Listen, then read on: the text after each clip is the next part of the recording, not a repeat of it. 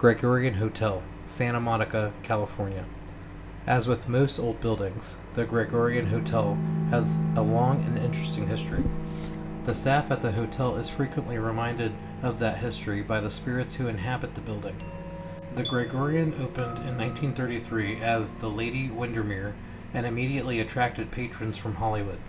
They came for a secluded environment, cool ocean breezes, and many amenities offered by the hotel and the beauty of its Art Deco style. The Lady began business at the tail end of the Prohibition era, and it's still believed that the Speakeasy restaurant in the lower level of the hotel was in reality a place where patrons would illegally indulge themselves with alcohol for a short time. These days, it seems the restaurant indulges at least one spirit. In an attempt to prove this, an investigator, using a simple compass, said that readings ranged from north to west to northwest, indicating some kind of magnetic pull. On paying back the tape, no voices from beyond were heard. However, something strange did happen on the tape. Above the door where it was recording, a room air conditioner had been running the entire time, and its hum could clearly be detected in the background, except for about 1 minute of total silence. While neither of these tests indicate the presence of a ghost, when combined with the stories from people who work there, they tend to confirm that something out of the ordinary is happening. Witnesses to these activities abound. Quite a few employees indicated that most of them take place early in the morning. 2 waiters report that on one occasion they were working in the restaurant and heard the sound of high-heeled shoes walking across the wooden floor. When they turned to the front of the restaurant where the sound came from, no one was there. It was then that they remembered the floor was carpeted. No one else was working with them, leaving them both to wonder if that was a sound from the past.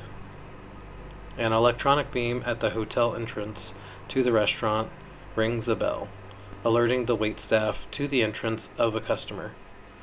Several employees report hearing the bell, indicating that someone or something had stepped in the path of the beam, yet no one else was around or had entered the restaurant. Domingo, a cook in the restaurant, has had several experiences with the hotel spirit. While in the restaurant, he heard someone enter the kitchen. Knowing he was supposed to be working alone, he followed and saw that no one was there. He checked the back door and found no one. Upon hearing glasses rattling, he checked the kitchen again. It was empty. Another day he heard a man's voice bid him good morning. He replied and looked up. Again he found himself alone. Unable to accept that he'd been greeted by a ghost, he went into the kitchen hoping to find a real person there. What he found instead was that the dishwasher had been turned on. No one else was to be found. The dishwasher requires a few adjustments to be turned on and could not have been done so by itself. Many of the staff have heard unintelligible voices, the sound of silverware rattling, felt a presence following them, and even breathing on their necks, as if someone were standing directly behind them. During the 1970s and into the 80s, the hotel became a retirement hotel, and some people believe that there's at least one spirit left behind from that time. We were unable to see any evidence confirming those suspicions, but that does not mean those people were wrong. The Speakeasy restaurant does seem to have some spiritual activity.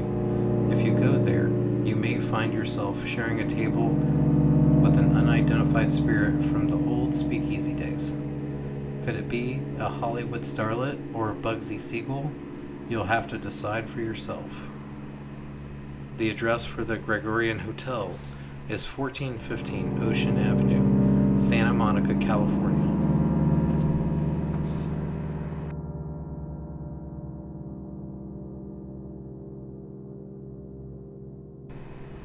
Comfi Cottages is located in Flagstaff, Arizona.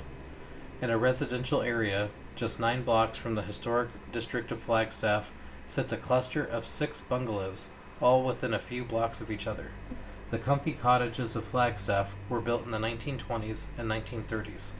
For those that are seeking more than a home away from home getaway, always hoping for the unexpected, be sure to request the cottage at 919 North Beaver Street. This three-bedroom dwelling, one of the larger of the homes, was built in the 1930s. The first occupant of this cottage was the postmaster of Flagstaff. Tragically, his 18-year-old daughter died of whooping cough in the 1950s. When the innkeepers Pat and Ed Wiebe bought the house, the girl's brother came over to pick up some of the family's belongings and related the circumstances surrounding his sister's untimely death. He mentioned that she had died in her bedroom on the second floor. Sometime later, a guest staying at the home on Beaver Street mentioned he had encountered a female ghost in the upstairs bedroom. When he said that she appeared to be in her late teens, the Wiebes couldn't help but wonder if the spirit might be that of the postmaster's daughter. If the silent, very mellow guest appealed to you, here's your chance. No unexplained noises, playful antics, or cold spots in the bedroom. Just a quiet spirit who likes to return to her former home for short visits. Maybe you'll be lucky enough to catch a glimpse of her if you choose to sleep in her old bedroom. Comfi Cottages is located at 1612 North Aztec, Flagstaff, Arizona.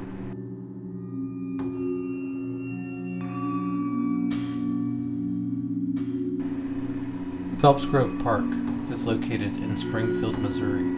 The 44 acres in Phelps Grove Park is a lovely place to take a coffee break, a picnic lunch, or an evening walk.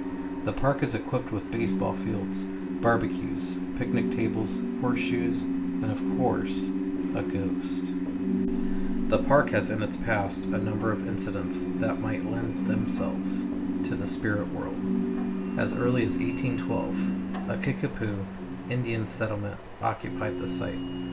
When the land belonged to John S. Phelps, the body of Union General Nathaniel Lyon was temporarily buried there until relatives could come from Connecticut to claim him. As old as the park is, the spirit is relatively new.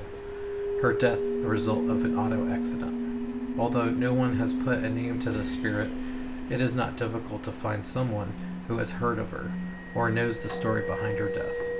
Supposedly, on the day of her wedding, she and her new husband were driving through the park and were killed in the crash. Now the ghost of the bride appears beside the center of 3 bridges that lead to the park. Shelley Hale, who lives near the park, says she has seen the bride ghost many times. She always appears in the evening, and you can see her from the road. But if you go down to where she's standing, she's gone. Shelley saw the ghost for the first time with her 4-year-old daughter, who pointed out the bride. She stands near the bridge, with her right hand on her hip, and her left holding up the hem of her long dress, as if she were about to take a step. Her long hair streams over her shoulders, and you can see the detail of the lace in her white gown, train, and veil. Where a face could be, there is simply darkness. Since the spirit is unknown, no one can say why she lingers here, ready to take a step, but never taking it. Phelps Grove Park is located at 800 to 1200 block East Bennett, Springfield, Missouri.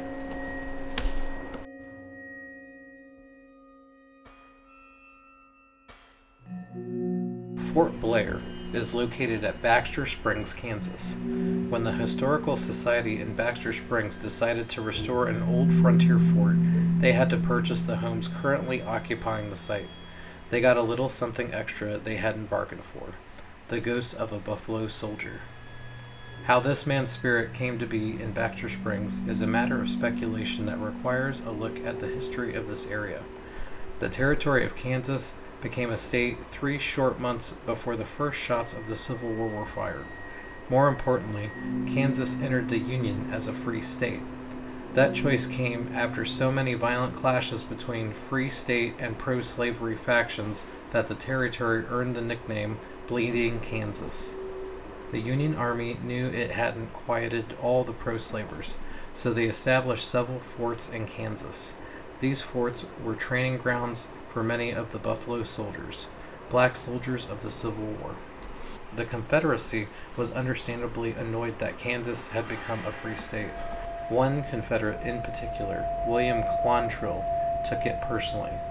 Quantrill had been causing havoc for years in neighboring Missouri with the declared goal of protecting that state from the Union hordes of Kansas, even though the Union hordes of Kansas were too busy to bother much with Missouri. Quantrill's mind was made up.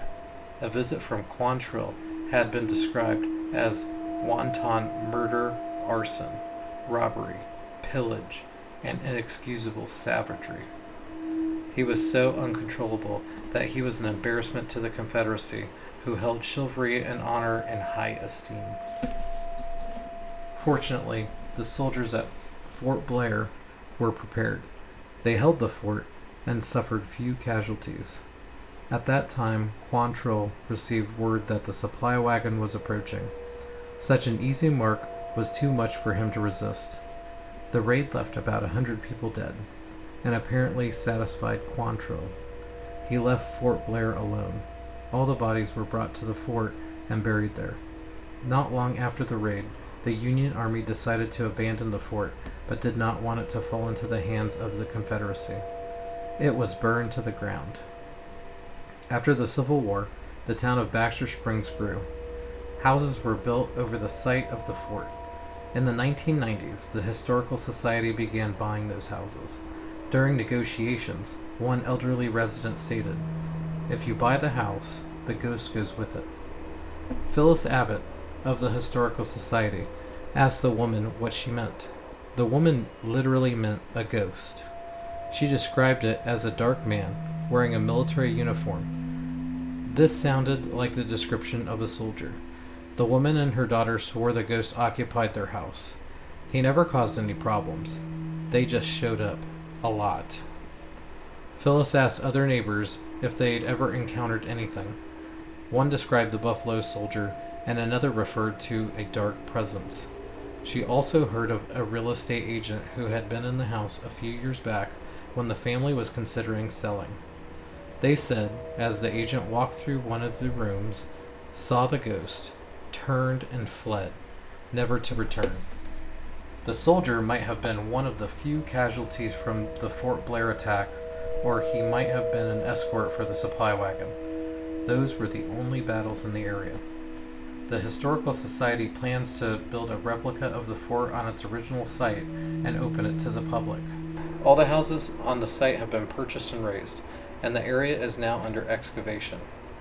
If we've learned anything from this trip, it's that renovation certainly stirs up ghosts. We're not sure if the excavation has the same effect or not, but if there are any other spirits left from this ill-fated fort, the Historical Society may have their hands full. Fort Blair is located in Baxter Springs, Kansas, off of Route 66, between 6th and 7th Streets.